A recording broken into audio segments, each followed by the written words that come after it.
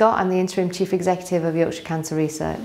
So Yorkshire Cancer Research has changed quite a lot in its 92-year history, but most recently in the last 3 years, and we've switched to a much more patient-focused agenda. So we've done some large data analysis to understand what are the biggest problems for our county. We're dedicated to the people of Yorkshire and we're funded by the people of Yorkshire, so we want to make sure the benefit is back to the people in Yorkshire.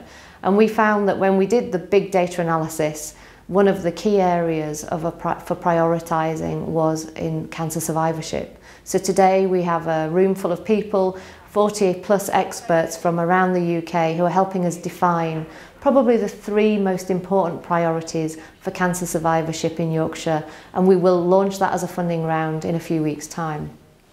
So we know that there are big problems in cancer survivorship. It's a large number of people in the county of about 190,000, and it's predicted to rise to close on 300,000 by 2030. So it's a large problem today and it's a growing problem. We know there are some significant unmet needs for cancer survivors, and that's why we're bringing those experts in here today to help us find out what this charity can do for those people. So I'm delighted to be here today to support this workshop, which is looking at identifying priorities for research to support people and understand the consequences for people living with and beyond a cancer diagnosis.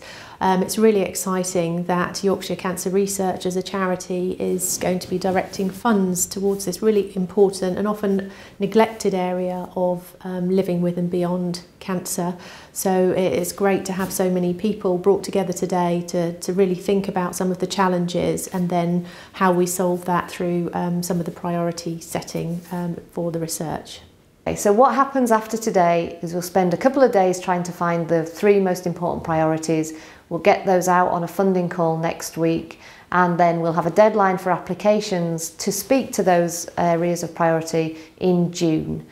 What happens then is really important for the charity because those applications undergo a really robust peer review system. We always get applications for more than we can afford, and we have to find a way of identifying the very best.